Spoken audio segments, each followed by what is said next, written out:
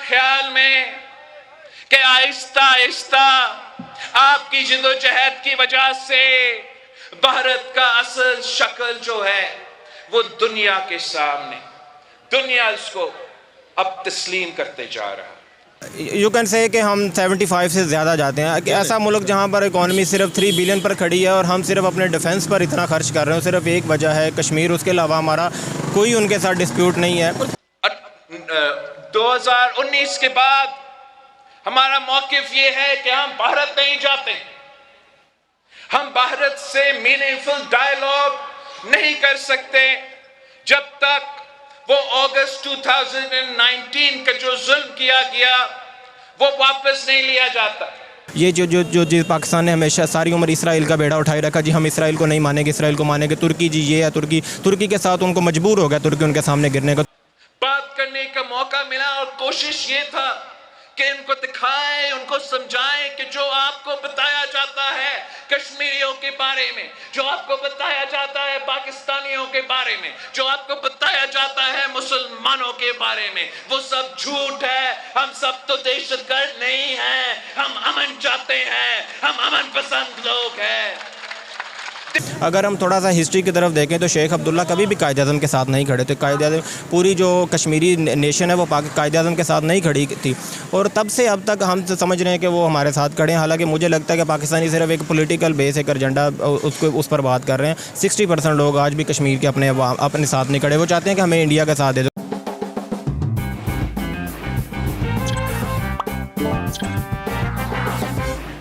दोस्तों, भारत माता की जय। अब G20 का मीटिंग ख़त्म ही होने वाला है। उधर बिल्लो रानी पहुंचा हुआ है पीओके में। अब 2 दिन से पीओके में छाती पीट रहा है और बड़के मार रहा है। अब पाकिस्तानियों का पोल खोल रहा है। अब कुछ पाकिस्तानी के कमेंट सुने, मजा ले। वीडियो के आखिरी तक जुड़े रहें। अगर वीडियो अच्छा लगे तो लाइक, शेयर, सब्सक्राइब कर देना। वंदे मातरम। हम जब वज़ीर ख़ारजा बने तो साथ साथ हम जो G77 प्लस चाइना है, वो एक डेवलपिंग वर्ल्ड का यूनाइटेड नेशंस में ग्रुप है, उसका सदारत हमारे पास था। G77 ग्रुप का मेंबर था। ओ भाई, तुम्हारी औकात ही हुई है 77 में रहने का। G7 में तो पहुंच नहीं पाओगे कभी भी, और कुछ महीने इंतजार करो, 777 में पहुंच जाओगे। चिंता करने की जरूरत नहीं है, लगे रहो। OIC का काउंसिल ऑफ फॉरेन मिनिस्टर्स का सदारत हमारे पास था। अच्छा, तो अगर हम G77 का मीटिंग बुला रहे थे तो वहां भी आपका रायशुमारी की बात करते थे, ठीक है।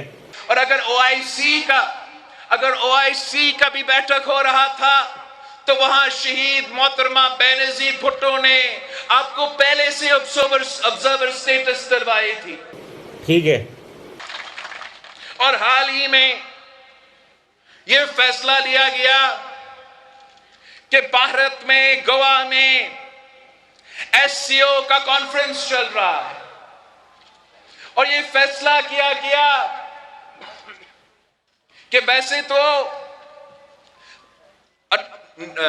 2019 के बाद हमारा मौक़िफ़ यह है कि हम भारत नहीं जाते। समझ गया। जो मकबूजा कश्मीर का स्टेटस तब्दील किया गया 2019 में, जब उस मौक़िफ़ से पीछे हटेंगे तो हम जो पुरअमन लोग हैं उनसे बातचीत भी करने के लिए तैयार हैं।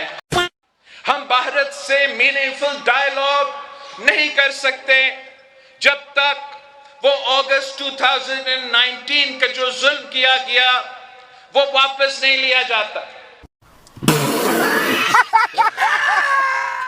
यू कैन से कि हम 75 से ज़्यादा जाते हैं कि ऐसा मुल्क जहाँ पर इकॉनमी सिर्फ 3 बिलियन पर खड़ी है और हम सिर्फ अपने डिफेंस पर इतना खर्च कर रहे हैं, सिर्फ एक वजह है कश्मीर। उसके अलावा हमारा कोई उनके साथ डिस्प्यूट नहीं है। और 75 साल में कश्मीर फिर आज़ाद भी तो नहीं हम करवा सके सिवाय नारे लगानों के। और दूसरी तरफ अगर हम दूसरी वर्ल्ड अफेयर्स की बात करें तो उसमें इसराइल है, जिसको हम सिर्फ 75 साल से सिर्फ इसलिए नहीं मान रहे कि मुस्लिम वर्ल्ड जो सऊदी अरब की तरफ से हमें जो है ना वो हम उसका साथ दे रहे हैं कि उनका इंटरेस्ट देखकर हमने उनका साथ नहीं दिया। और हालांकि अमेरिका हमारे पूरे कंट्री में पूरी तरह इन्फ्लुएंस है और हम सिर्फ इसराइल को सिर्फ इस वजह से नहीं मान रहे कि अमेरिका के साथ हमारा रिलेशन होने के बावजूद हम अरब वर्ल्ड के पीछे खड़े हैं। यार मुझे तो मेरी जो नाकस इल्म है ना वो यही कहता है कि इस्लामी बरादर मुल्क कोई नहीं होता, ठीक है।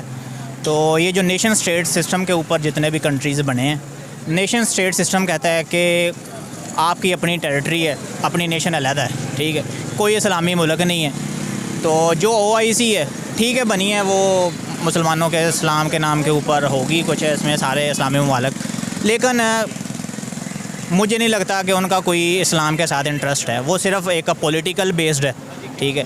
हालांकि हर मुल्क अपना इंटरेस्ट देखता है, चाहे वो इंडिया हो चाहे अफ़गानिस्तान हो, अफ़गानिस्तान के भी लोग अपना इंटरेस्ट देखते हैं।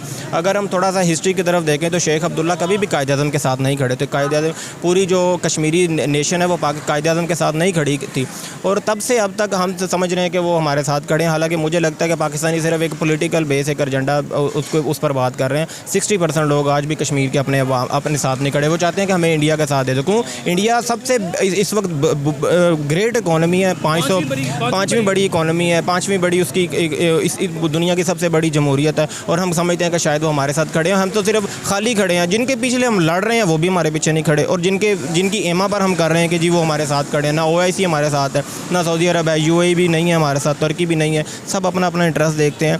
जो एक सबसे बड़ा जो मुस्लिम वर्ल्ड का जो वर्ड इस्तेमाल किया जाता है, मेरे ख्याल में सबसे ज़्यादा ये पाकिस्तान में इस्तेमाल किया जाता है। ये जो पाकिस्तान ने हमेशा सारी उम्र इसराइल का बेड़ा उठाए रखा, जी हम इसराइल को नहीं मानेंगे, इसराइल को मानेंगे, तुर्की जी ये है, तुर्की के साथ उनको मजबूर हो गया, तुर्की उनके सामने गिरने का, तुर्की के उनके साथ रिलेशन भी है, मिलते भी हैं, सारा कुछ है। ये सिर्फ सारी चीज़ें हमें बनाने के लिए जो है ना एक बनाना स्टेट बनाया हुआ है, कि जिसमें ना हमें ना अपना पता है कि हमने हमारी फॉरेन पॉलिसी क्या है, हमारा क्या है। हम जो ना इकोनॉमिक अपनी जो अब बेहतर हालत को बेहतर करने की तरफ नहीं जा रही, और जो दुनिया के बड़े बड़े इकोनॉमिक डिस्प्यूट्स हैं, पॉलिटिकल डिस्प्यूट्स हैं, उनमें अपने आप जनाब जहाँ कूदना हमारा शौक बन चुका है। वो मुल्क जो अपनी गलतियों से सीखते हैं वो अपनी तरक्की का मंजिल जो है वो तय करते हैं। अब आपको नहीं लगता ये टाइम है, पाकिस्तान 75 साल से एक ही चीज़ करता रहा है कि कश्मीर और सिर्फ कश्मीर।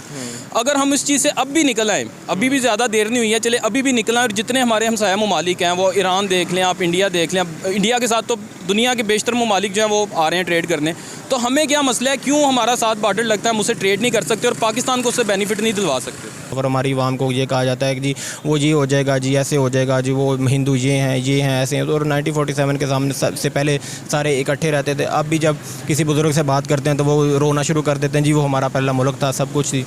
तो बात ये है कि सब चीज़ें ये मतलब ये जो चीज़ें आपको नज़र आएंगी कि जी मज़हब की बुनियाद पर, ये हमें सिर्फ सब कॉन्टिनेंट में ही नज़र आएंगी, और ये सब कॉन्टिनेंट में जो लॉलीपॉप दे के आवाम को बेवकूफ़ बनाते हैं, सब कॉन्टिनेंट में बनाया जाता है। मैं तो सबसे पहले तो आपको ये कहता हूँ कि आपकी बड़ी हिम्मत है कि आप ये इस टॉपिक पर बात कर रहे हैं। ये टॉपिक तो पाकिस्तान में एक बहुत बड़ा टबू है, आप इस पर बात ही नहीं कर सकते कि कश्मीर हमें लेना चाहिए या नहीं लेना चाहिए, और नेशनल टीवी पर तो आप बिल्कुल बात नहीं कर सकते। तो ये इतना बड़ा टबू है कि यहाँ पर नेशनल लेवल पर कौन इस पर बात करना मुनासिब समझेगा, उसको अगले 70 साल के लिए ब्लैकआउट कर दिया जाएगा, गद्दार करार फतवा लगा दिया जाएगा। तो ये बहुत सेंसिटिव इशू है, इसको बना दिया गया सेंसिटिव, ताकि इसके बारे में बात करने की जरूरत ही ना। बात यह ना कि अगर 75 सालों से नहीं हुई और अब भी अगर यूथ नहीं बात करेगी तो मेरा ख्याल है आने वाले 75 साल भी इसी तरह निकल जाएंगे पाकिस्तान। देखिए मैं आपके सामने आज बात कर रहा हूँ, मेरे सामने इस भाई ने भी बात की है। 70 साल में हमने ये बातें सोची भी नहीं थी और हमने ये बातें पता भी नहीं थी। आज यूथ ने अगर ये बात की है तो यूथ ने इसका मतलब है कि सर्च करना शुरू कर दिया, और इंशाल्लाह आने वाले वक्तों में यूथ इनके गिरबान पकड़ लेगी।